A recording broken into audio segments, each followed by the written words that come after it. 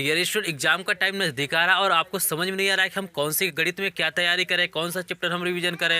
आपके पास टाइम लग रहा है कि बहुत कम है और आप लोग का रिवीजन अभी तक हुआ नहीं है, तो बिल्कुल इस वीडियो में लास्ट तक बने रहे, क्योंकि मैं इसमें लेके आया जो हमारा चैप्टर नंबर 3 है, 2 चर वाले रैखिक समीकरण। उसमें टॉप 10 क्वेश्चन लेके आया हूँ जो हमेशा एग्जाम में पूछा गया है और लगातार इन्हीं प्रश्नों को क्या किया जाता है, एग्जाम में पूछा जाता है। तो टोटली 10 क्वेश्चन देखिए, जो क्वेश्चन आपके 2 नंबर के हैं और 4 नंबर के हैं। जैसे जैसे हम लोग क्वेश्चन करते जाएंगे हमारे 4 नंबर के क्वेश्चन आते जाएंगे और स्क्रीन पर आप देख सकते हैं ऐसे क्वेश्चन आप इजीली सॉल्व करेंगे। और एक क्वेश्चन आपको देखने के लिए एग्जाम में सबसे ज्यादा मिलता है, तो इस वीडियो को लास्ट तक देखिए। इजीली क्या हो जाएगा, आपका रिवीजन भी हो जाएगा और बोर्ड एग्जाम की क्या हो जाएगी, आपकी तैयारी भी हो जाएगा। जो प्रश्न नंबर 8 आप देखेंगे वो लगातार प्रश्न पूछा गया। आप देखेंगे कि 2020 तक लगातार क्या गया, उस प्रश्न को पूछा गया और काफी इंपॉर्टेंट वो प्रश्न होता है। 2 अंकों की संख्याओं पर आधारित वो प्रश्न है। तो इस वीडियो को चलिए स्टार्ट करते हैं और बताते हैं क्वेश्चन को हम लोग कैसे सॉल्व करते हैं। तो यहाँ पे देखिए स्टूडेंट, पहला जो प्रश्न दिया हुआ है क्या कह रहा है, के के किस मान के रैखिक समीकरण युग्म। हमें 2 समीकरण दिया है, दोनों क्या है, रैखिक। रैखिक का मतलब आप समझ लीजिए जिसका घात क्या होता है, आपका 1 होता है। मतलब ऐसा समीकरण जिसमें सबसे बड़ा घात क्या होता है, 1 होता है। तो यहाँ 2 समीकरण दिया और हमसे कह रहा है कि के का हमको मान निकालना है कि किस मान के लिए क्या होगा, ये अनंतता हल रखता होगा। ठीक है ना। तो इसके लिए इजीली हम लोग यहाँ पे देखिए एक स्लाइड में लगा दे रहा हूँ। यहाँ पे इजीली आप देख सकते हैं कि संगत कौन होता है, कौन असंगत होता है, कौन अनंतता हल रखता है। तो सारी चीजें यहाँ पे मेंशन किया गया, इजीली देख सकते हैं। इस पे मैंने डिटेल वीडियो भी बनाया, तो उसका भी मैं यहाँ पे लिंक दे रहा हूँ। अगर आपको यहाँ पे न समझ में आए तो उस वीडियो को देखिए, इजीली इस चीजों को समझ जाएंगे। तो यहाँ पे सबसे पहले क्या किया जाता है, समीकरण को तुलना किया जाता है। तो यहाँ पे हम समीकरण को लिखते हैं, पहला दिया हुआ है kx प्लस वाई बराबर हमको दिया हुआ ये k²। और यहाँ पे देखिए दूसरा वाला जो समीकरण है x प्लस के वाई बराबर हमको दिया हुआ 1। यहाँ पे क्या करेंगे, जब हम तुलना करते हैं तो यहाँ पे जब तुलना करेंगे तो a1 की जो वैल्यू हमारी आ जाएगी x हो जाएगी। ये देखिएगा a1 b1 ये क्या होता है c1। ठीक है ना।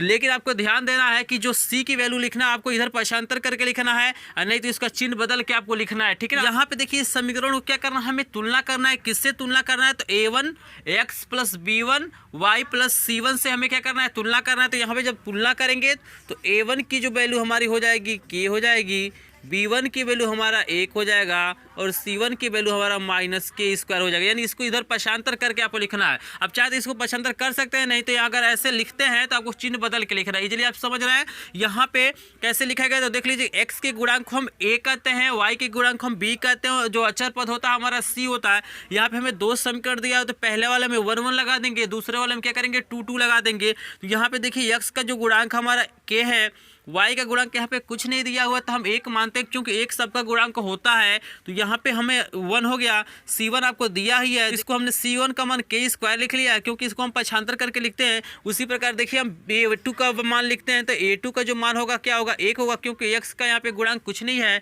यहाँ पे हमारा b2 का जो मान हो जाएगा k हो जाएगा और यहाँ पे इजीली देख सकते हैं c2 का मान क्या हो जाएगा, -1 हो जाएगा। ठीक है ना। इजीली ये चीजें समझ सकते हैं। अब हमें क्या करना है, इसको लिखना है। चूंकि निकाय अनंतता हल रखता है, यहाँ पे लिखेंगे कि चूंकि निकाय, चाहे समीकरण निकाल लिख सकते हैं, निकाय अनंततः अनेक हल रखता है, अनेक हल रखता है। तो देखिए इस कंडीशन में हमारा फार्मूला जो होता है स्टूडेंट, अनंतता हल के लिए फार्मूला होता है a1 बट्टा a2 बराबर होता है b1 बट्टा b2 बराबर होता है c1 बट्टे c2। यानी कैसे इसको लिखेंगे, तो लिखेंगे a1 बट्टा a2 बराबर होगा b1 बट्टा b2 बराबर होगा c1 बट्टा c2। तो आपने उस स्लाइड पे देख लिया इजीली इस चीज़ों को। ठीक है ना। तो यहाँ पे हमने इस वैल्यू को लिख लिया। अब हमें क्या करना है, जो भी हमारे पास वैल्यू है यहाँ पे क्या करना है, इसको पुट करना है। और जब पुट करेंगे तो इजीली हमारा क्या हो जाएगा, आंसर यहाँ से निकल जाएगा। तो देखिए यहाँ पे हम वैल्यू को रख रहे हैं, तो हमें a1 की वैल्यू क्या दिया हुआ है, देखिए यहाँ पे k दिया हुआ है। तो इसकी जगह हमारा क्या हो जाएगा, k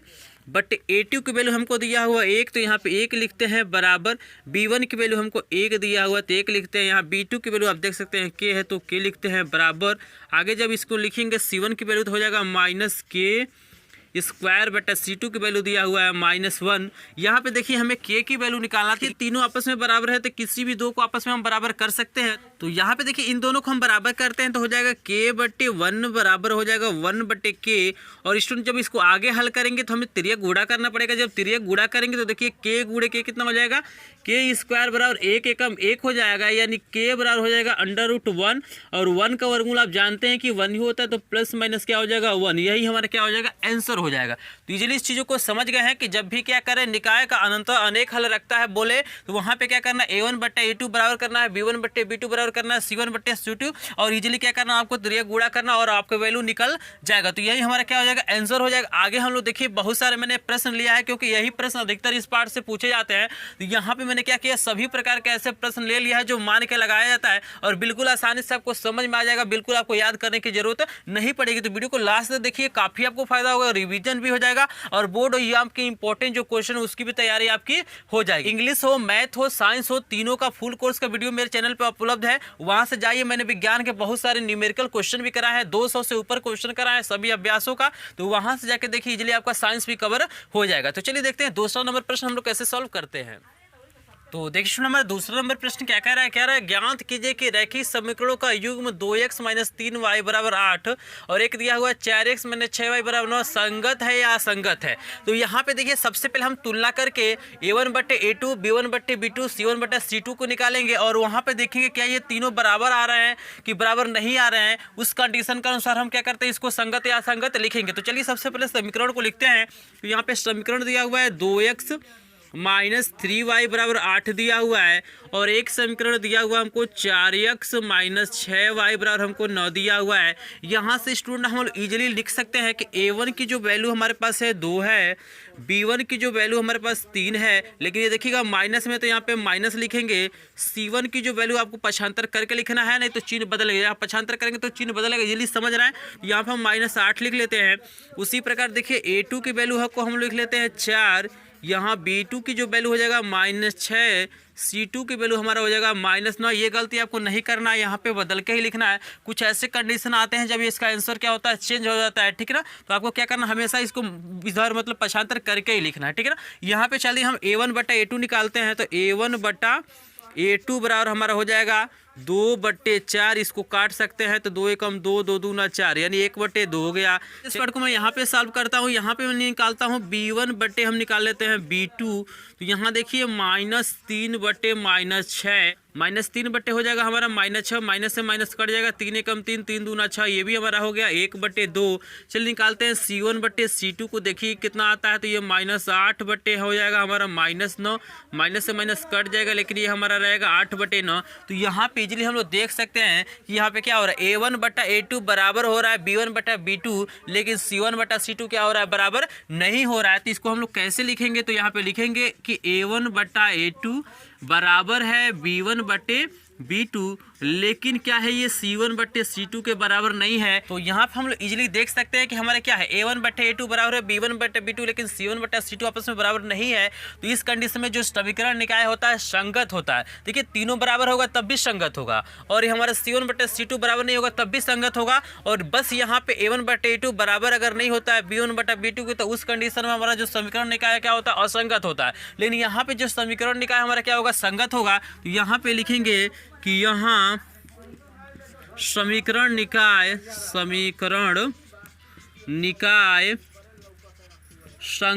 है। तो इजीली इस चीज़ को समझ सकते हैं। जो मैंने स्लाइड लगाया था वहाँ पे भी काफ़ी हद तक आपको समझ में आ जाता है। अगर अभी भी नहीं ये चीज़ें समझ में आता है तो फुल डिटेल में जो मैंने वीडियो बनाया है उसका लिंक डिस्क्रिप्शन में दिया, वहाँ से जाइए, इसको देखिए, इजीली क्या हो जाएगा आपको क्लियरफाई हो जाएगा। और देखिए जो भी प्रश्न मैंने यहाँ पे लिया है ये लगातार प्रश्न पूछे गए हैं। 19 में पूछा गया है, 20 में पूछा गया है, 17 में पूछा गया, 18 में पूछा है, क्योंकि आपके जब क्वेश्चन बैंक उठाएंगे चाहे आप अंसाल उठाएंगे तो वहाँ पे क्या होगा 2019-20 इसको मेंशन किया गया है। लेकिन ये पीछे भी प्रश्न पूछे गए हैं। ये होता है कि इसे अंक बदल दिया जाता है, लेकिन जो बेस हमारा होता है क्या होता है यही होता है। इजीली आप इसे देख के जाइए एग्जाम में, इजीली क्या करेंगे अच्छे से अच्छे नंबर पाएंगे। तो चलिए देखते हैं नेक्स्ट क्वेश्चन, जो तीसरा नंबर क्वेश्चन काफी इंपॉर्टेंट प्रश्न, आगे के जो भी प्रश्न आपको मिलेंगे इसी से रिलेटेड मिलेंगे, ठीक है ना, और काफी हद तक आपको प्रश्न समझ में आएंगे। तो देखिए हमारा जो तीसरा नंबर प्रश्न है काफ़ी इंपॉर्टेंट प्रश्न है, कई बार एग्जाम में ये प्रश्न आता है 2 नंबर का। तो यहाँ पे प्रश्न को ध्यान से समझना है। मैं बता रहा हूँ कि किसको x मानना है किसको नहीं मानना है। तो यहाँ पे देखिए दिख रहा है कि एक आयताकार बाग का अर्ध परिमाप 36 मीटर है, जिसकी लंबाई चौड़ाई से 4 मीटर अधिक है। यहाँ पे क्या कर रहा है, जो लंबाई है वो चौड़ाई से 4 मीटर अधिक। तो 4 मीटर अधिक कौन हो रहा है, लंबाई हो रहा है। तो आप चौड़ाई को x मानिए, आपकी लंबाई क्या हो जाएगी x + 4 हो जाएगी। अधिक का मतलब क्या करते हैं जोड़ते हैं, कम का मतलब घटाते हैं, गुना का मतलब गुणा करते हैं। तो यहाँ पे हम लोग क्या मानेंगे, चौड़ाई को हम लोग क्या मानेंगे x मानेंगे। तो यहाँ पे हम लिखेंगे आयताकार बाग का, यहाँ पे लिखेंगे आयताकार बाग की चौड़ाई बराबर x मीटर। यहाँ पे हमने इसको माना है तो यहाँ पे लिखेंगे हम लोग माना, यहाँ पे लिख लीजिएगा माना आयताकार बाग की चौड़ाई हमारा क्या हो जाएगा x मीटर हो जाएगा। यहाँ पे जब चौड़ाई को हमने x माना तो यहाँ पे लंबाई क्या हो जाएगा, यहाँ पे इसको लिख लीजिएगा आयताकार बाग की लंबाई। तो देखिए यहाँ पे लंबाई हमारा क्या हो जाएगा, यहाँ पे करें 4 मीटर अधिक हो रहा है, जो लंबाई है चौड़ाई से 4 मीटर अधिक हो रहा है, तो यहाँ पे हम क्या करेंगे 4 को जोड़ लेंगे तो x + 4 हमारा क्या हो जाएगी ये मीटर हो जाएगा। यहाँ पे अब देखिए प्रश्न में क्या कह रहा है, तो यहाँ पे हमें दिया हुआ इसका अर्ध परिमाप दिया हुआ है, ठीक है ना। तो यहाँ पे लिखेंगे बाग का अर्ध परिमाप बराबर। तो यहाँ पे देखिए जो परिमाप का सूत्र होता है मतलब पूरे आयत का होता है 2 गुणे लंबाई प्लस चौड़ाई होता है। तो अर्ध परिमाप कर रहा है तो अर्ध परिमाप उसका आधा करेंगे तो वहाँ से 2 से 2 क्या हो जाएगा कट जाएगा, यानी आप इजीली देख सकते हैं यहाँ पे जैसे हमारा फूल होता है 2 गुणे आपका होता है लंबाई प्लस क्या होता है आपका चौड़ाई होता है। जब इसका आधा करेंगे तो आधा का मतलब 2 से भाग करना पड़ेगा, चाहे 1/2 से गुणा करना, बात तो वही है। तो यहाँ से 2 से 2 क्या होता है कट जाता है, यानी जो हमारे यहाँ फार्मूला हो जाएगा वो क्या हो जाएगा आपका लंबाई, यहाँ पे अर्ध परिमाप हो जाएगा लंबाई प्लस क्या हो जाएगा स्टूडेंट यहाँ पे चौड़ाई हो जाएगा। इसलिए इस फार्मूले को देख सकते हैं। और हमने को क्या किया अर्ध परिमाप दिया हुआ है 36 दिया हुआ है, तो यहाँ पे हम लिख सकते हैं 36 बराबर लंबाई हमने कितना लिखा है x + 4 और चौड़ाई को हमने लिखा है x, यानी 36 बराबर हो जाएगा x कितना हो जाएगा 2x + 4, यानी इसको हम पक्षांतर करते हैं तो हो जाएगा 36 - 4, क्योंकि ये प्लस इधर आएगा तो माइनस हो जाएगा और ये हमारा 2x हो जाएगा। शेष पार्ट को मैं यहाँ पे सॉल्व करूँगा ताकि आपको इजीली दिखाई दे, कोई दिक्कत आपको ना हो। तो यहाँ पे देखिए 36 में जब 4 घटाएंगे तो आपका 32 हो जाएगा, यानी 2x बराबर हमारा हो जाएगा 32। इसको ये इधर है तो हम इधर लिख सकते हैं, इसमें कोई दिक्कत नहीं है, इजीली समझ रहे हैं। तो यहाँ पे हमारा क्या हो गया 2x बराबर कितना हो गया 32 और 2 गुणा इधर जाएगा तो भाग हो जाएगा, यानी x बराबर हो जाएगा 32/2 और भाग करेंगे तो 16 हो जाएगा, यानी x की वैल्यू यहाँ से 16 हो गया। तो यहाँ देखिए x की वैल्यू 16 हो गया, तो x हमने क्या माना है, तो यहाँ देख सकते हैं x हमने क्या माना है चौड़ाई माना है। तो यहाँ पे देखिए हमसे क्या पूछ रहा है, हमसे पूछ रहा है इसकी बीमाई, बीमाई का मतलब होता है लंबाई चौड़ाई ऊंचाई जो भी उसमें है उसको क्या करना है ज्ञात करना है। तो यहाँ पे हम लिखेंगे कि चौड़ाई जो हमारा हो जाएगा इस आयताकार बाग की चौड़ाई हमारा क्या हो जाएगा 16 मीटर हो जाएगा, इजीली आप समझ रहे हैं।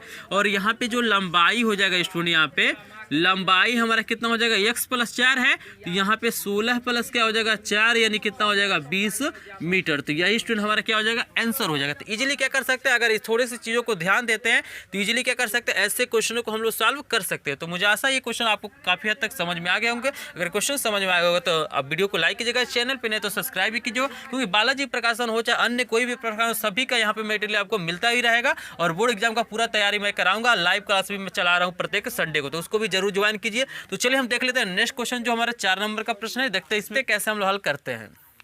तो देखिए सुनिए यहाँ पे जो चौथा नंबर का प्रश्न है क्या कह रहा है, कह रहा है एक समकोण त्रिभुज का क्षेत्रफल 30 सेंटीमीटर स्क्वायर, इसका क्षेत्रफल दिया हुआ है।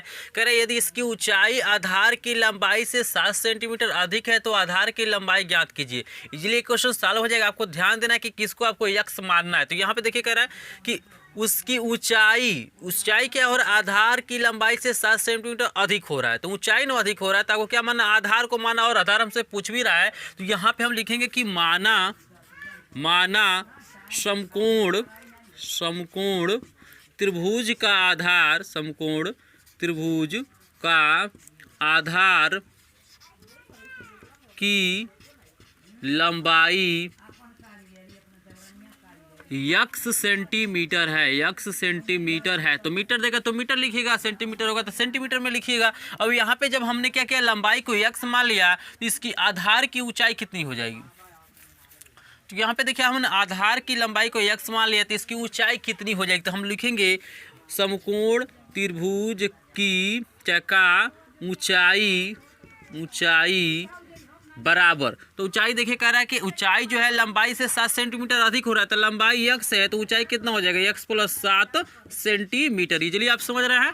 भाई हमने क्या किया आधार की लंबाई को x माना, तो यहाँ पे प्रश्न स्पष्ट कर रहा है कि जो भाई ऊंचाई है आधार की लंबाई से 7 सेंटीमीटर अधिक हो रहा है, तो अधिक में क्या होगा आपको जोड़ना है। यहाँ तक निकल के आपका क्वेश्चन मानिए सॉल्व हो गया। यहाँ पे लिखेंगे समकोण त्रिभुज का क्षेत्रफल, यहाँ पे हम लोग क्या लिखेंगे कि समकोण त्रिभुज का क्षेत्रफल, समकोण त्रिभुज का क्षेत्रफल, त्रिभुज का क्षेत्रफल। तो यहाँ पे देखिए हमको क्षेत्रफल दिया हुआ है, कितना दिया है 30 सेंटीमीटर स्क्वायर, 30 सेंटीमीटर स्क्वायर। और यहाँ पे देखिए समकोण त्रिभुज का जो क्षेत्रफल का फार्मूला होता है वो होता है 1/2 आधार गुणे ऊंचाई।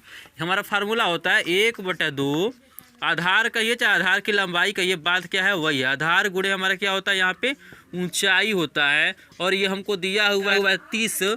यहाँ पे देखिएगा 1/2 तो हमारा रहेगा ही, गुणे आधार की लंबाई कितना है देखिए x है, और गुणे ये हमको दिया हुआ है x + 7 हमको ऊंचाई दिया हुआ है, बराबर हम कर लेते हैं 30।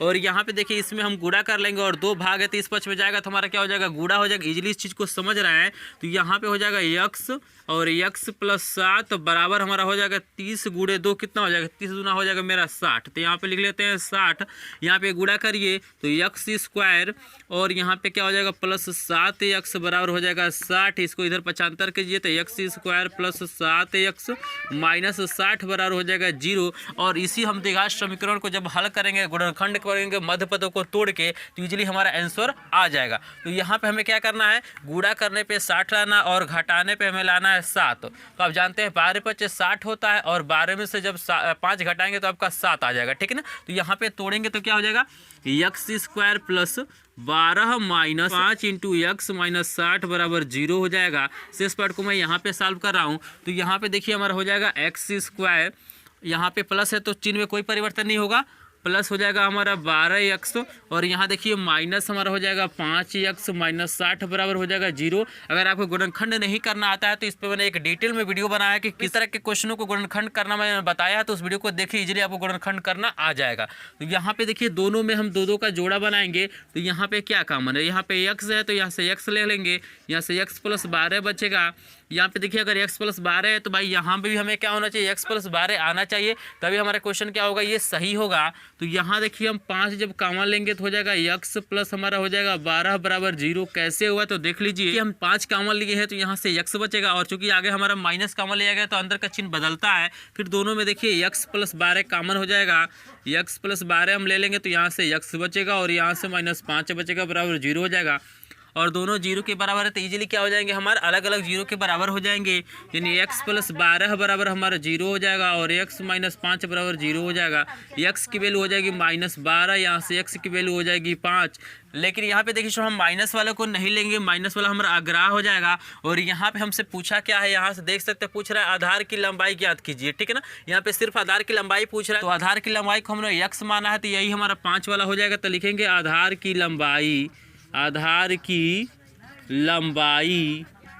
लंबाई बराबर हो जाएगा 5 सेंटीमीटर। अगर यहाँ से ऊंचाई निकालना होता तो आपको कुछ नहीं करना होता, 7 में 5 जोड़ देंगे, 7 × 5 12 हो जाएगा, क्योंकि x + 7 है तो 7 × 5 कितना हो जाएगा 12 सेंटीमीटर। तो अगर इसमें ऊंचाई पूछ दे तो इजीली आप इसको निकाल सकते हैं। तो मुझे आशा है स्टूडेंट ये काफ़ी हद तक ये क्वेश्चन आपको समझ में आए होंगे। आपको सबसे बड़ा जो चीज़ यही आपको समझना है कि किसको x मानना है और किसको नहीं मानना है, ठीक है ना। आसानी से आप क्वेश्चनों को कर लेंगे। तो चलिए स्टूडेंट हम देखते हैं नेक्स्ट क्वेश्चन जो हमारा 5वां नंबर का प्रश्न, उसको कैसे सॉल्व करते हैं। वीडियो को लास्ट तक देखिएगा, इजीली आपको सभी क्वेश्चन समझ में आ जाएंगे।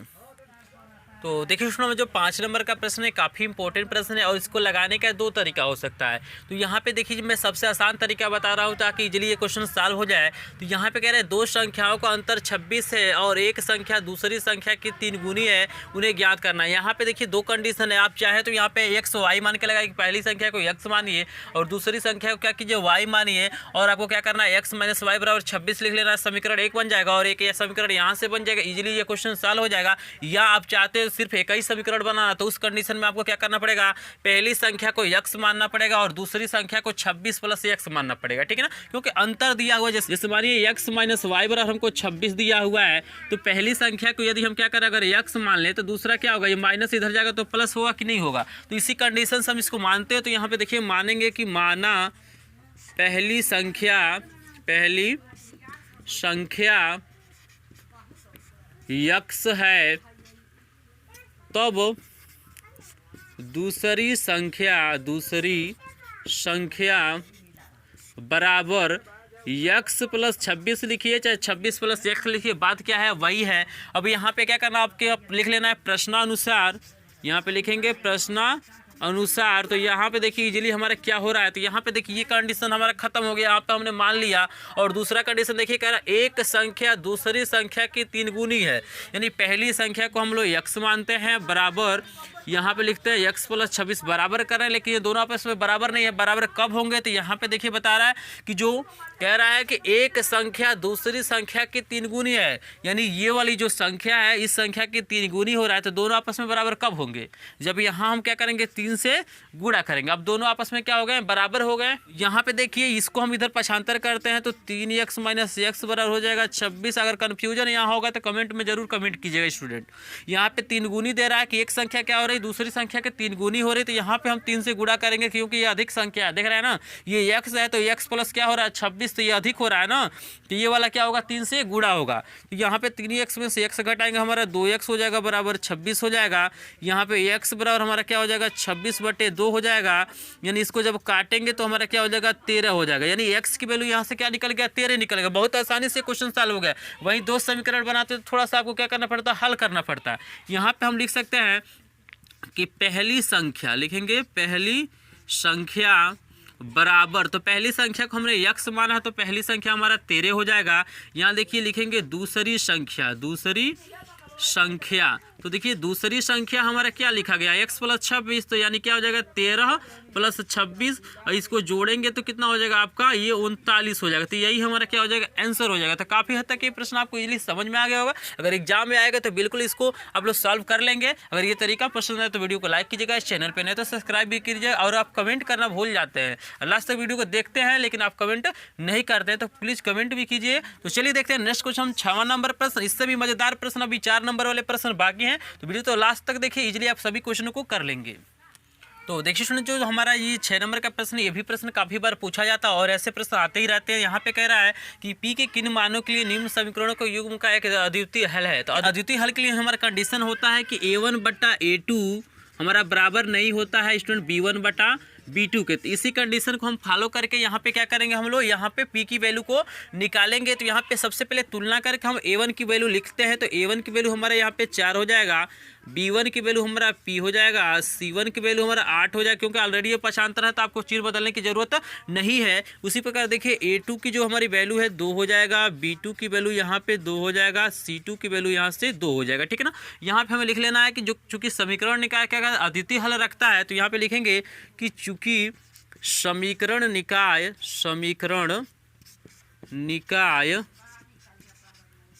एक अद्वितीय हल रखता है, एक अद्वितीय हल रखता है,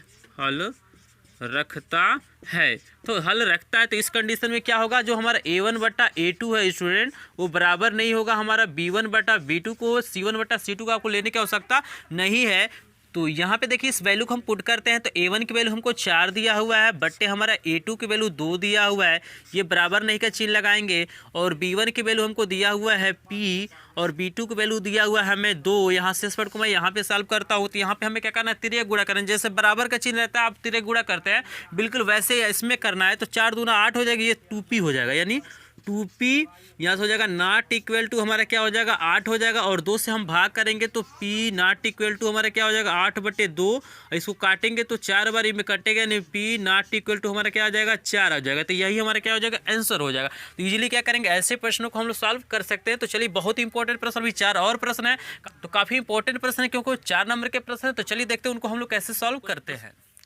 तो देखिए स्टूडेंट, जो हमारा 7 नंबर से लेके 10 नंबर तक के प्रश्न है, काफ़ी इंपॉर्टेंट प्रश्न। ये प्रश्न जो होते हैं 4 नंबर भी पूछे जाते हैं और 6 नंबर में भी पूछे जाते हैं। और ये जो प्रश्न है लगातार पूछे गए, जो प्रश्न नंबर 8 आप देख रहे हैं, लगातार प्रश्न पूछा गया है, और ऐसे संख्याओं पर आधारित जो प्रश्न होते हैं लगातार पूछे जाते हैं। तो इस वीडियो को लास्ट तक देखिए ताकि आपको इजीली सभी प्रश्न समझ में आ जाए। तो यहाँ पे देखिए जो हमारा 7 नंबर प्रश्न, हमें 2 समीकरण दिया हुआ है और हमसे पूछ रहा है कि हमें क्या करना है कि K का मान बताना है उस कंडीशन में जिसमें क्या हो अपरिमित रूप से अनेक हल रखता हो। तो देखिए इसके लिए जो हमारा फार्मूला होगा, यहाँ पे A1/A2 बराबर होता है, B1/B2 बराबर होता है C1/C2। लेकिन यहाँ पे सबसे पहले हम A1, A2, B1, B2, C1, C2 का वैल्यू निकालेंगे। तो यहाँ से देखिए A1 की जो हमारी वैल्यू हो जाएगी स्टूडेंट, यहाँ पे K हो जाएगा, B1 की जो वैल्यू हो जाएगी हमारा 3 हो जाएगा, और C1 की वैल्यू हमें -K-3 दिया है। इसमें कोई दिक्कत नहीं है, आपको इजीली समझ में आ रहा है। यहाँ पे देखिए A2 की जो हमारी वैल्यू हो जाएगी 12 हो जाएगी, B2 की जो हमारी वैल्यू हो जाएगी K हो जाएगी, C2 की जो वैल्यू हो जाएगी -K हो जाएगी। अगर अभी भी कन्फ्यूजन आपको नहीं समझ में आ रहा है कैसे लिखा गया, तो अब मैं बता दूं कि x के गुणांक हम लोग A कहते हैं, y के गुणांक को B कहते हैं, जो अचर पद होता है हमारा C होता है। तो यहाँ पे देखिए x का गुणांक हमारा दो समीकरण है, तो दो समीकरण है, तो पहले वाले में A1 कर देंगे, दूसरे वाले में 2 कर देंगे। तो यहाँ पे देखिए x का गुणांक हमारा K है, तो यहाँ A1 हो गया, यहाँ पे हमारा B1 हो गया है, यहाँ पे ये अचर पद हमारा क्या हो गया C1 हो गया, चिन्ह के साथ लिखना, ये हमारा क्या हो गया A2 हो गया, ये B2 हो गया, और ये हमारा क्या हो गया C2 हो गया। अब यहाँ पे हम लिखेंगे चूंकि समीकरण निकाय अपरिमित रूप से अनेक हल रखता है, यहाँ पे लिखेंगे कि चूंकि समीकरण निकाय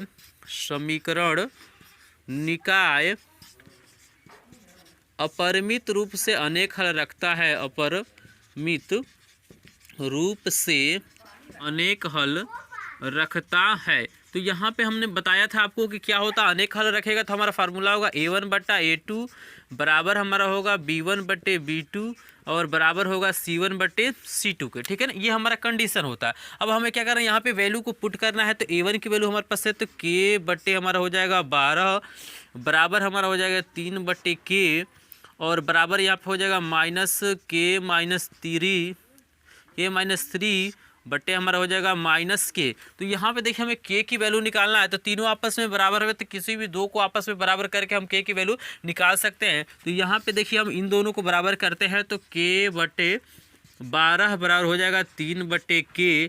यहाँ पे त्रिया गुणा करेंगे तो हो जाएगा K² बराबर 12 कितना होता है 36, यानी यहाँ से K बराबर हो जाएगा कड़ी में 36 और K बराबर हमारा हो जाएगा प्लस माइनस क्या हो जाएगा 6। तो यही स्टूडेंट हमारा क्या हो जाएगा आंसर हो जाएगा। तो इजीली ये क्वेश्चन क्या हो गया सॉल्व हो गया। ये प्रश्न 4 नंबर में आ सकते हैं और 6 नंबर में आ सकते हैं, इसमें कोई दिक्कत नहीं। स्टूडेंट अभी भी कोई डाउट आता है तो कमेंट सेक्शन में कमेंट कीजिएगा, उसको मैं रिप्लाई जरूर करूँगा। तो बेहद इंपॉर्टेंट क्वेश्चन हम लोग देखने जा रहे हैं 8 नंबर का प्रश्न, और इसमें बताऊँगा मैं कि ताकि इजीली आपको समझ में आए कंडीशन क्या होता है, कैसे माना जाता है, तो सारी चीजें मैं यहाँ पे डिस्कशन करूंगा। ये प्रश्न आसानी से आपको हल कर लेंगे। इसी पद्धति हमारा क्या है 10वां नंबर भी प्रश्न है, तो वीडियो को लास्ट तक देखिएगा, इजीली आपको समझ में आ जाएगा और कहीं भी टेंशन आपको लेने की जरूरत नहीं है। मैं पूरा क्या करूंगा इंपॉर्टेंट क्वेश्चन की सीरीज बिल्कुल क्या करूंगा एग्जाम तक आपको कराऊंगा। तो चलिए देखते हैं 8 नंबर का प्रश्न।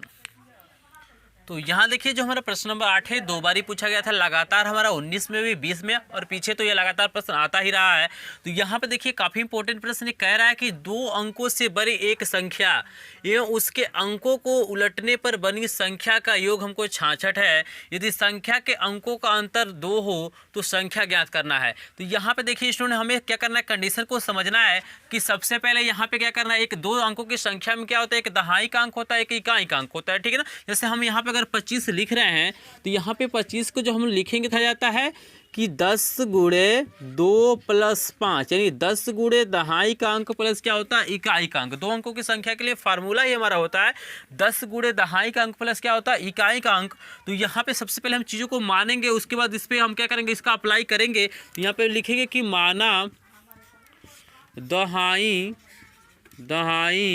का अंक x है तथा इकाई का अंक y है। तो ये आपके ऊपर डिपेंड करता है कि आप दहाई के अंकों को y मानते हैं कि x मानते हैं, इसमें कोई दिक्कत नहीं है। अगर आप चाहें तो इसको x के जगह पे y लिख सकते हैं, इसको y के जगह पे x लिख सकते हैं, कोई दिक्कत नहीं है। कि हमने इसको मान लिया, अब हमें लिखना है कि 2 अंकों की संख्या बराबर, यहाँ पे हम लोग क्या लिखेंगे 2 अंकों की संख्या बराबर, 2 अंकों की संख्या बराबर।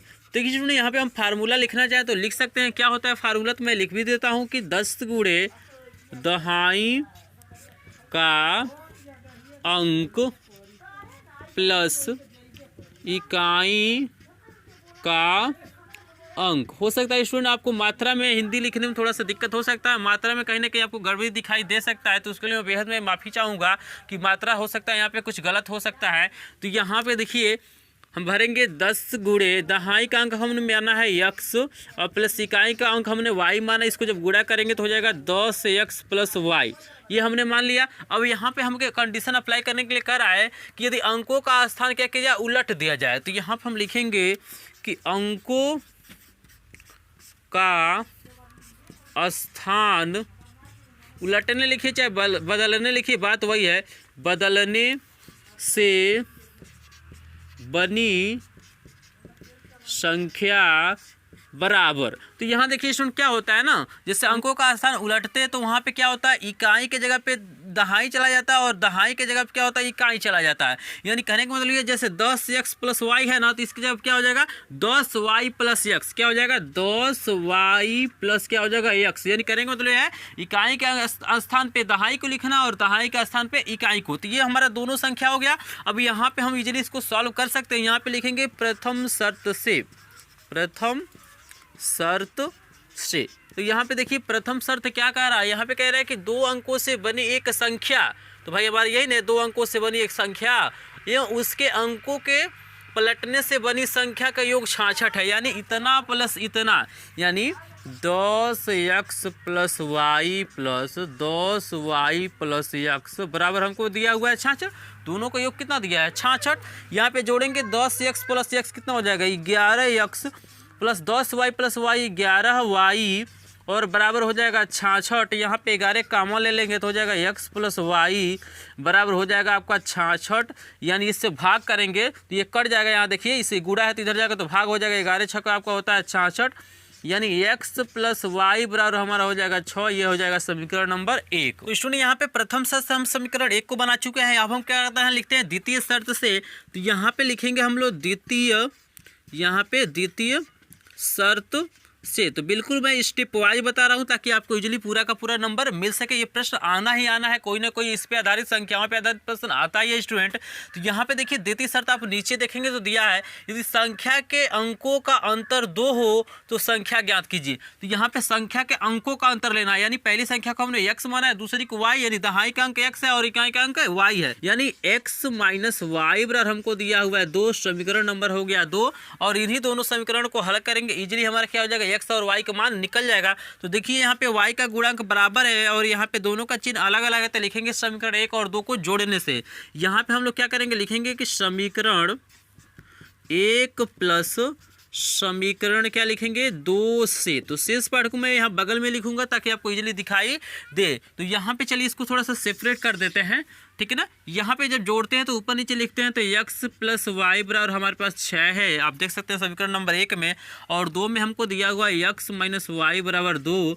जोड़ते हैं तो चिन्ह में कोई परिवर्तन नहीं करते हैं तो y से y कट जाएगा, ये x 2x हो जाएगा बराबर 6 2 हमारा हो जाएगा 8। यानी x बराबर हो जाएगा 8/2, ये कट जाएगा 4 बारी में तो x की वैल्यू हो गया 4। और हमें क्या करना है y की भी वैल्यू को निकालना है। तो इस मान को हम क्या करते हैं समीकरण 1 में रख लेते हैं, नहीं तो समीकरण नंबर 2 में रखते हैं। तो चलिए हम 2 में ही रखते हैं। तो यहाँ लिखेंगे x बराबर 4 समीकरण 2 में रखने पर तो आप चाहें तो यहाँ पे रोमन नंबर में लिख सकते हैं, कोई दिक्कत नहीं है। 2 ये भी है, 2 ये भी है। तो यहाँ पे आपको कन्फ्यूजन दूर करने के लिए मैं यहाँ पे रोमन नंबर लिख ही देता हूँ। तो यहाँ पे देखिए, यहाँ पे जब रखेंगे तो x की जगह हमको 4 रखना है तो 4 - y बराबर 2 हो जाएगा। अब -y बराबर हो जाएगा 2 - 4, क्योंकि प्लस इधर जाएगा तो माइनस होगा। -y बराबर हो जाएगा -2, क्योंकि बड़े में से क्या करते हैं कभी भी छोटे को घटाते हैं और हमेशा क्या करते हैं बड़े का चिन्ह लगाते हैं। तो बड़े का चिन्ह माइनस है तो ये माइनस माइनस कट जाएगा, y बराबर हो जाएगा 2। यानी यहाँ पे हमने क्या किया, दहाई का अंक निकाल लिया और इकाई का अंक निकाल लिया, ठीक है ना। अब हमें वो संख्या पूछ रहा है तो यहाँ पे संख्या पूछ रहा है तो यहाँ पे लिखेंगे संख्या बराबर। तो संख्या को माना था 10x + y, ये तो पलटने पे ये हुआ था 10y + x। मेन जो हमारा संख्या क्या है यही है, 2 अंकों की संख्या बराबर देखिए 10x + क्या है y है। तो यहाँ पे वैल्यू को आपको पुट कर देना है। तो 10 × x की जगह पे 4 है तो गुणे 4 + y की जगह पे 2, यानी 10 चौको हो जाएगा आपका 40 + 2 यानी हो जाएगा आपका 42। तो 42 ही हमारा क्या हो जाएगा आंसर हो जाएगा। तो इजीली हम क्या कर सकते हैं, ऐसे क्वेश्चनों को ऐसे मान के हम स्टेप वाइज बिल्कुल सॉल्व कर सकते हैं और हमें पूरा का पूरा नंबर 4 नंबर या 6 नंबर मिल सकता है। क्योंकि 4 नंबर में पूछेगा तो 4 नंबर मिलेगा, 6 नंबर में पूछेगा तो 6 नंबर में मिलेगा। तो हम आगे बहुत सारे प्रश्नों को सॉल्व करेंगे। तो चलिए देखते हैं 9 नंबर का प्रश्न, काफ़ी इंपॉर्टेंट प्रश्न, ये भी प्रश्न आया हुआ था। तो चलिए देखते हैं 9 नंबर प्रश्न को हम लोग कैसे सॉल्व करते हैं। तो यहाँ पे देखिए प्रश्न 9 में काफ़ी इंपॉर्टेंट प्रश्न 2019 में प्रश्न पूछा गया था और चांस है इस बार कि ये प्रश्न ऐसे प्रश्न आ सकते हैं। तो बिल्कुल इस वीडियो को लास्ट तक देखिएगा, इजीली तभी समझ में आएगा आपको। तो यहाँ पे देखिए सबसे पहले क्या करना है, यहाँ पे मान लेना आपको समीकरण नंबर 1 थोड़ा सा स्पेस की इसमें कमी आएगा क्योंकि ये प्रश्न थोड़ा सा बड़ा होता है और अधिकतर ये जो प्रश्न आते हैं 6 नंबर के आते हैं। तो मैं क्या करता हूँ, यहीं पर आपको समीकरण नंबर इसको 1 मान लेता हूँ और इसको समीकरण नंबर 2 मान लेता हूँ। यहाँ पे एक चीज़ आपको कॉमन दिखाई दे रहा है कि यहाँ भी क्या हुआ है, दिया हुआ है x माइनस वाई और इसमें भी x माइनस वाई है, यहाँ भी x प्लस वाई है, यहाँ भी x प्लस वाई है। तो यहाँ पे मान के सवाल को लगाया जाता है। तो यहाँ पे हम लिखेंगे कि माना 1/x माइनस वाई बराबर a तथा 1/x प्लस वाई बराबर क्या हो जाएगा b। इस चीज़ को हमने मान लिया है और इसी मान को हम क्या करेंगे, समीकरण 1 और 2 में रख देंगे। यहाँ पे लिखेंगे पुनः समीकरण 1 और 2 में a और b का मान रखने पर, a और b का मान रखने पर, तो यहाँ पे देखिए जब हम मान को रखेंगे तो हमने पूरा माना है। देखिए 1/x माइनस वाई बराबर a माना है, ठीक है ना। यानी ये पूरा मान हट जाएगा, इसके जगह पे हो जाएगा 15a क्योंकि ये पूरा मान 1/x माइनस वाई a हो गया है, प्लस इसी प्रकार हो जाएगा 22 हमारा क्या हो जाएगा b। पूरा हमने 1/x प्लस वाई की जगह पे b रख लिया और बराबर हमारा 5 यहाँ पे रहेगा। इस समीकरण नंबर हमारा अगला बन जाएगा 3 और यहाँ पे रखेंगे तो आपको हो जाएगा 40a प्लस 55b और बराबर हो जाएगा 13। ये हमारा हो जाएगा समीकरण नंबर 4, ठीक है ना। ऐसे आपको क्या करना है, मान लेना। अधिकतर ऐसी चीज़ें आपको समीकरण में मिलता है कि जो कॉमन रहता है, बिल्कुल एक जैसे रहते हैं। तो उससे क्या करना, आपको कैपिटल ए मानना चाहते हैं तो कैपिटल ए मानिए, स्मॉल मानना चाहते हैं स्मॉल मानिए, पी मानना चाहते हैं पी मानिए, क्यू मानना चाहते हैं क्यू मानिए। तो इजीली हमने इस समीकरण को थोड़ा सा छोटा कर लिया और ये सरल थोड़ा सा लग रहा है, इसकी अपेक्षा ये क्या है, काफ़ी सरल है। उसके बाद हमें क्या करना है, तो देखिए इस समीकरण को आप जिस विधि से चाहें उस विधि से हल कर सकते हैं। आप प्रतिस्थापन से कर सकते हैं, ब्रजगुणन से कर सकते हैं, आप चाहें तो विलोपन से कर सकते हैं। तो मैं इसको विलोपन विधि से ही हल करूंगा। तो विलोपन विधि से हल करने के लिए आपको गुणांक बराबर चाहिए। तो चलिए इसे गुणांक को हम लोग बराबर करते हैं। तो यहाँ पे देखिए इसको हम इजीली बराबर कर सकते हैं। तो हम यहाँ पे जा रहे हैं स्टूडेंट बी वाले के मान को बराबर करने। तो यहाँ पे देखिए हम समीकरण 3 में क्या करेंगे, 5 से गुणा करेंगे और समीकरण 4 में हम क्या करेंगे, 2 से गुणा करेंगे। तो इस चीज़ को हमें लिखना पड़ेगा। तो हम लिखते हैं कि समीकरण 3 में 5 से तथा समीकरण नंबर हमारे क्या अगला है 4 में 2 से गुणा करने पर, 2 से गुणा करने पर। तो इस चीज़ों को ढूंढा जाता है, थोड़ा सा समझा जाता है कि किससे हम अगर 55 से इसमें करेंगे तभी बराबर हो जाएगा, 22 से इसमें करेंगे तभी बराबर हो जाएगा, लेकिन वो बहुत बड़ा हो जाएगा मान। हम आपको इजीली देखिए यहाँ पे गुणा करते हैं तो इजीली हमारा बराबर आ जाएगा। तो यहाँ पे देखिए 5 से गुणा करते हैं तो सिर्फ एक पक्ष में नहीं करते हैं, दोनों पक्ष में करते हैं। तो देखिए 15×5 = 75, यहाँ पे ए हो जाएगा स्टूडेंट, और प्लस यहाँ जब 5 से गुणा करेंगे 22 में तो आपका कितना हो जाएगा 100, ये 10 हो जाएगा। यहाँ पे बी अब बराबर 50 कितना हो जाएगा 25, ये हमारा बनेगा अगला समीकरण नंबर 5। उसी प्रकार यहाँ देखिए 2 से गुणा करेंगे तो 40 दूना हो जाएगा 80a प्लस यहाँ पे 55 दूना हो जाएगा 110b और यहाँ पे 13 दूना क्या हो जाएगा 26। ये समीकरण नंबर 6 हो जाएगा। यहाँ पे इजीली देख सकते हैं कि v की जो गुणांक है यहाँ पे हमारा 110 आ गया कि नहीं आ गया। अब हमें क्या करना है, जब बराबर हो गया और दोनों का चिन्ह एक ही जैसा है तो समीकरण को हमेशा क्या किया जाता है, घटाया जाता है। तो यहाँ पर हम लिखेंगे कि समीकरण 5 में से समीकरण 6 को घटाने पर, तो लिखेंगे कि समीकरण 5 में से समीकरण 6 को घटाने पर, 6 को घटाने पर। तो यहाँ पे देखिए घटाएंगे तो मैं यहाँ पे सॉल्व कर रहा हूँ इसको, तो घटाने के लिए हमें ऊपर नीचे लिखना पड़ेगा। तो यहाँ पे देखिए हमारा क्या हो जाएगा 75a प्लस 110b और बराबर हो जाएगा ये 25 और अगला हमारा क्या है 80a प्लस का 110b बराबर हमारा क्या है 26। से घटाते हैं तो चिन्ह में परिवर्तित करते हैं, यानी नीचे वाला अगर प्लस रहेगा तो माइनस करेंगे, माइनस रहेगा तो प्लस करेंगे। तो यहाँ पे प्लस है तो माइनस ये भी माइनस ये वाला कट जाता है।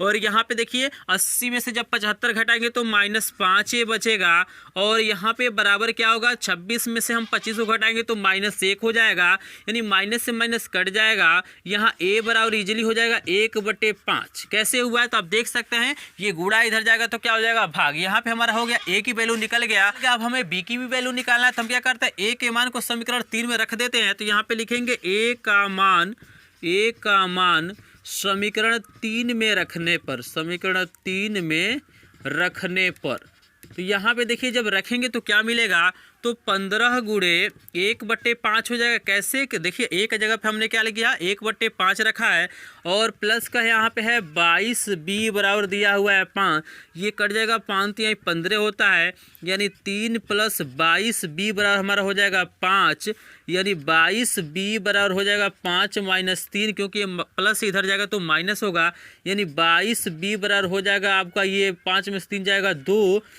यानी आगे जब इसको सॉल्व करेंगे स्टूडेंट, तो मैं इसको आगे यहाँ पे सॉल्व कर रहा हूँ, तो यहाँ पे देखिए हो जाएगा b बराबर हो जाएगा 2/22, यानी 2 एकम 2 और ये 11 हो जाएगा, यानी b की वैल्यू हो जाएगा 1/11। तो यही हमारा क्या हो गया, b की वैल्यू हो गया। तो देखिए हमारा a और b की वैल्यू निकल गया। ये पूरी तरह से भी हमारा समीकरण हल नहीं हुआ है, क्योंकि हमें क्या करना है, यहाँ पे x और y की वैल्यू निकालना है।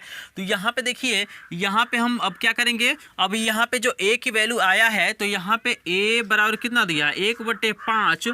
तो यहाँ पे देखिए a की जगह पे हमने क्या माना था, a की जगह पे हमने माना था 1/x - y, तो इसकी जगह पे लिखेंगे 1/x - y बराबर क्या हो जाएगा 1/5, तीरे गुणा करेंगे तो x - y बराबर हो जाएगा 5। इसको देखिए समीकरण नंबर कहाँ तक हम माने हैं, तो 6 नंबर तक, तो ये हमारा क्या हो जाएगा 7 नंबर। तो इसी प्रकार हम बी वाले में भी भरते हैं, तो यहाँ पे इसको सॉल्व करते हैं, तो बी बराबर हमको आया है 1/11, बी की जगह हमने क्या माना था 1/x + y, 1/x + y बराबर हो जाएगा 1/11, त्रिया गुणा करेंगे तो x + y बराबर हो जाएगा 11, समीकरण नंबर ये 8 हो जाएगा। तो यहाँ देख रहे हैं ना स्टूडेंट, यहाँ पे 8 समीकरण टोटल बन रहा है। अब इजीली इसको सॉल्व कर सकते हैं, क्योंकि देखिए ये दोनों का गुणांक y वाले का क्या है 1 है, तो यहाँ पे दोनों का चिन्ह अलग अलग है, तो हम क्या करेंगे समीकरण 7 और 8 को जोड़ेंगे, तो यहाँ पे लिखेंगे समीकरण 7 प्लस समीकरण हमारा क्या हो जाएगा यहाँ पे 8। थोड़ा सा स्पेस की कमी आ रहा है, लेकिन आपको कोई दिक्कत नहीं होगा, मैं इजीली इसको सॉल्व कर दूंगा यहाँ पे। तो x - y बराबर हो जाएगा 5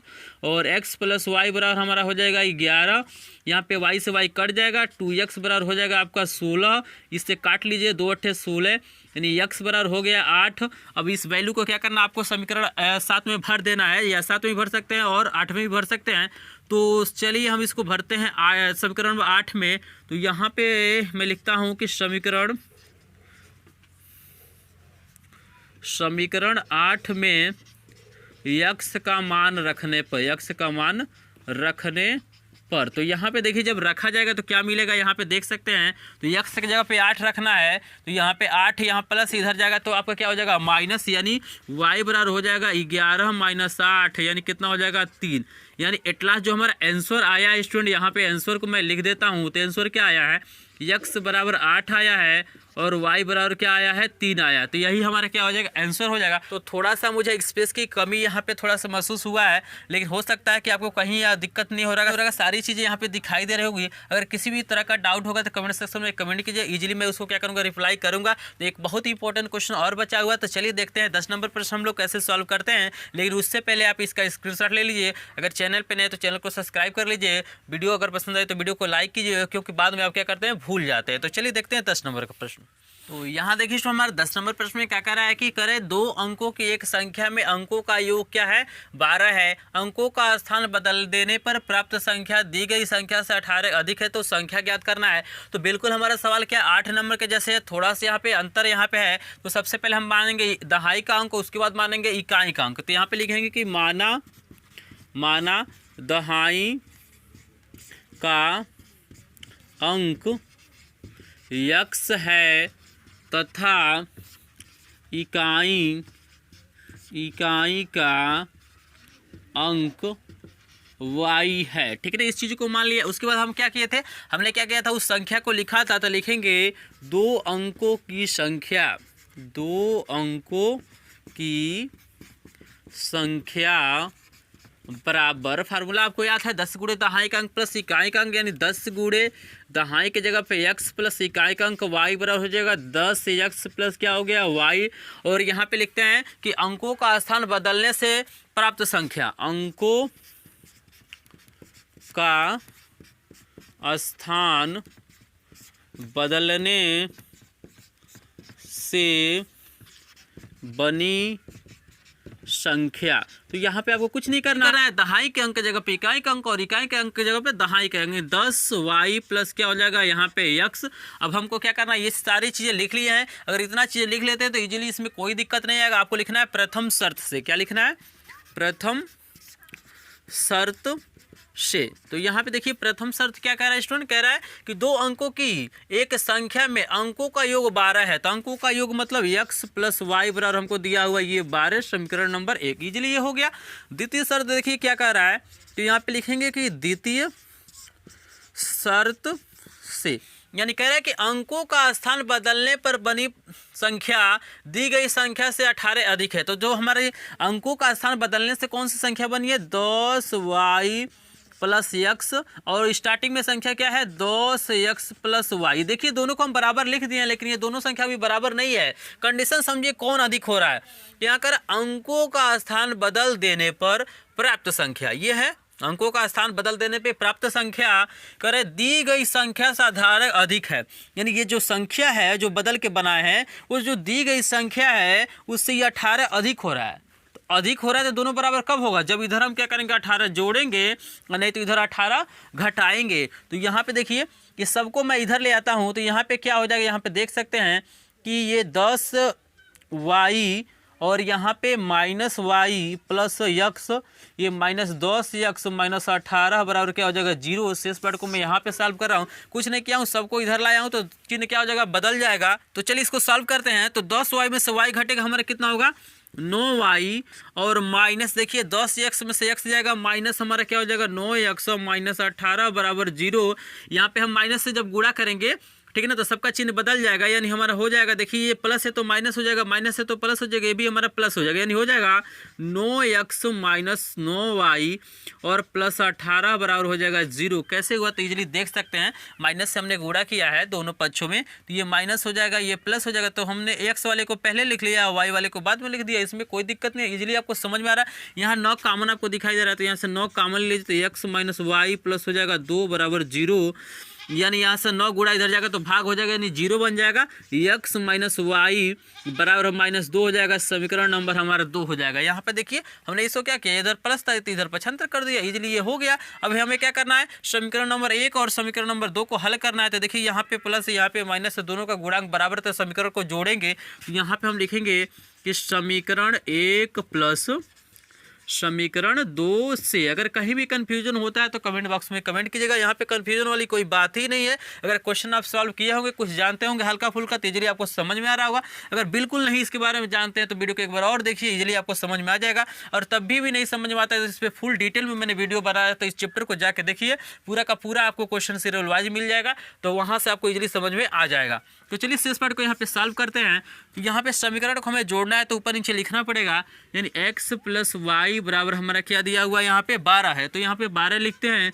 और ये कितना आया है, x माइनस वाई बराबर आया है माइनस 2, जोड़ते हैं तो चिन्ह में कोई परिवर्तन नहीं करते हैं, y से y कट जाएगा, ये x 2x हो जाएगा बराबर 12 में से 2 घटाएंगे 10 आएगा, x बराबर यहाँ हो जाएगा 10/2, भाग करेंगे तो x की वैल्यू आएगा आपका 5।